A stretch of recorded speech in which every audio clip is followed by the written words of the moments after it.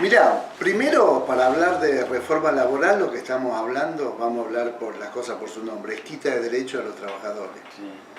No es una reforma a favor de los trabajadores, esta reforma es para quitarle derechos. Y esta es una reforma la que plantea este gobierno muy profunda. En primer término, plantea a los empresarios un blanqueo de todos los trabajadores que tienen en negro. Si ellos los registran mediante esta reforma laboral, no tienen que pagar ninguna multa. No solo no tienen que pagar ninguna multa, sino que a los trabajadores los perjudica, porque el trabajador, ponele que estuvo 10 años en negro, solamente la ley le va a reconocer 2 años para atrás de antigüedad, por más que haya estado 10 años trabajando. Entonces, no solo le condona la deuda al empresario, sino que a los trabajadores les impide reclamar por la totalidad de sus derechos. Eso es en cuanto al ingreso al contrato de trabajo. Después, la otra cuestión fundamental que tiene esta reforma laboral es el tema de que quiere bajar la base de cálculo para las indemnizaciones. Sí. Actualmente las indemnizaciones son un mes por un año de antigüedad. Según la reforma sería igual, pero ¿cuál es el tema? ¿Cómo calculamos ese mes? Claro. Actualmente se calcula con todos los conceptos, o sea, no solo el sueldo básico, sino también las horas extras, las bonificaciones, los premios, el presentismo, el aguinaldo. Se calcula en base a todo eso, se saca un promedio, se divide y se saca el mejor mes. ¿Qué es lo que quiere hacer? Es solamente poner lo básico, o sea, solamente el sueldo básico. Por ejemplo, quizás en el empleado estatal que tiene todo en blanco no habría grandes problemas, aunque sí tienen un montón de rubros que entraríamos en discusión, por ejemplo, la zona en docentes, el presentismo, lo que sea. Pero, por ejemplo, entre trabajadores privados, por ejemplo, los petroleros que dicen que ganan mucho sueldo, pero si le sacamos las 4 horas extras que hacen diarias, le sacamos el tiempo de viaje, porque laburan a 100 kilómetros de distancia, le sacamos las bonificaciones por zona desfavorable, o por estar en trabajo en altura, o por estar en tareas peligrosas, para calcular la indemnización se achica más de un 50%. Esa es la segunda parte de la reforma que es muy perjudicial para los trabajadores. La tercera es en cuanto a las facultades que tiene el empleador para poder modificar algunas condiciones de trabajo. ¿Qué quiere decir esto? Que, por ejemplo, en nuestro convenio colectivo de ATE, a vos no te pueden cambiar de sector o cambiar tu función si vos no estás de acuerdo. Quieren sacar esto por ley, sobre todo los privados, es decir, si vos no estás de acuerdo que el empleador te cambie tus condiciones de trabajo, considerate despedido. No podés reclamar que te la mantenga. Ese es el otro. Entonces nosotros vemos que esta reforma tiene, para entrar en el contrato, un perdón a los empleadores y una limitación a los trabajadores. Durante un contrato apunta a que el trabajador pueda ser súper explotado y tener una polifuncionalidad. O sea, que puede al empleador mandarlo a donde él quiera para no tomar más gente. Y a la salida del contrato le facilita el despido. Entonces, digamos que eso que dice los fundamentos de que es una ley, una reforma para favorecer el empleo, no es una reforma para abaratar los despidos. Va en contra no solo de los convenios colectivos de trabajo, va en contra de los tratados internacionales de la OIT, va en contra de la experiencia mundial. O sea, hay un trabajo muy interesante de la OIT donde hizo un estudio de 110 países porque planteaban grandes rubros de desocupación.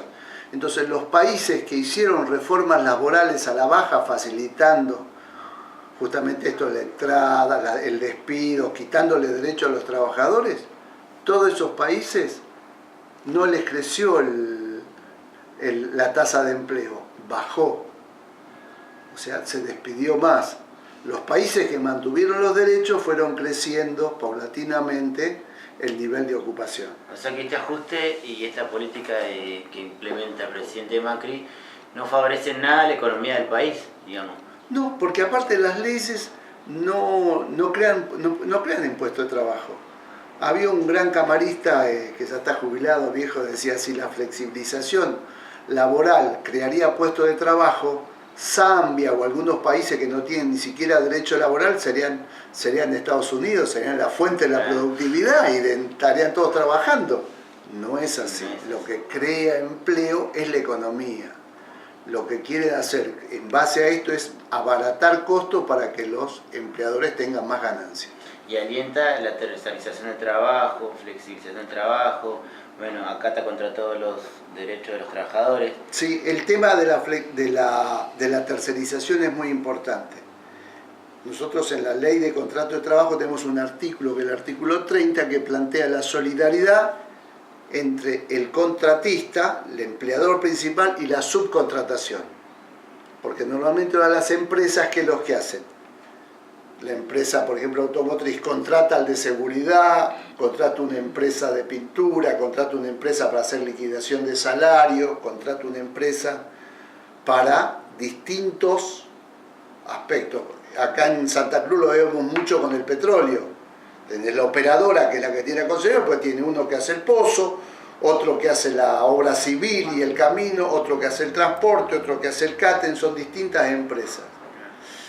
La reforma laboral quiere eliminar la solidaridad entre la empresa subcontratista y la contratista. Y nosotros sabemos que estas empresas chiquititas, las subcontratistas, generalmente muchas veces son insolventes. Una empresa de seguridad, para vos montar una empresa de seguridad, lo único que necesitas es tener la habilitación y un escritorio. Esto tiene que ver con la ley de contrato de trabajo. Entonces, la reforma que plantean dice que siguen siendo solidarias, menos que empresas. Seguridad, transporte, catering, informática.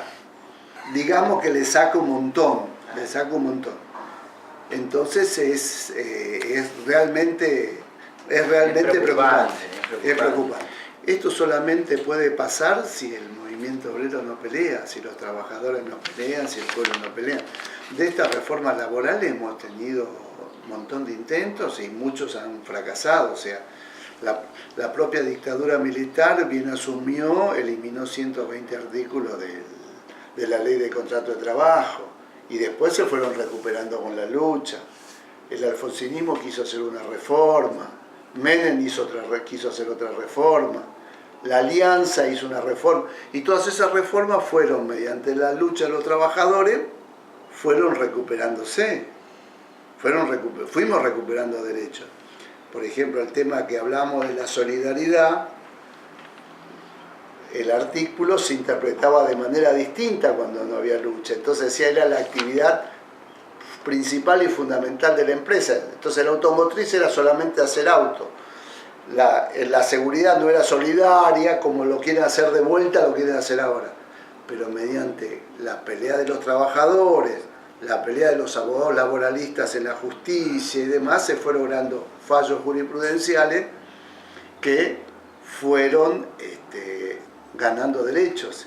La aplicación de los tratados internacionales, el principio de progresividad, hay muchas cosas. Yo creo que el tema, esto es una batalla a dar, todavía esto no está aprobado, yo creo que lo importante es divulgarlo, saber que esto no crea empleo, que las leyes no crean empleo, que si quisieran crear empleo nos sentaríamos seriamente a discutir cómo crear empleo, cuál es el lugar donde crear empleo, cuáles abrirían los libros para ver cuáles son las ganancias de las empresas, porque hasta ahora teóricamente todas pierden, pero ninguna se va. Digamos, hay alguna contradicción ahí. Entonces, pero lo cierto es que siempre quieren achicar por el sector más débil, que es el de los trabajadores. ¿Cuál es el mensaje que plantea usted desde ATE para los compañeros que nos están escuchando ahora? Organizarnos, estar atentos, trabajar luchar en contra de esta reforma, no permitir que pase, defender nuestro convenio colectivo de trabajo. Yo creo que exigir a nuestras direcciones de que se unifiquen y planteen un plan de lucha general entre tanto CTA, AMBAS y CGT, yo creo que ese es el planteo. Si los trabajadores nos organizamos, no va a pasar esta reforma. Si los trabajadores estamos divididos, va a pasar. Quizás no la totalidad, pero de a poquito va a ir pasando algunas cosas. Bueno, muchas gracias, Enrique. No, por favor. Gracias.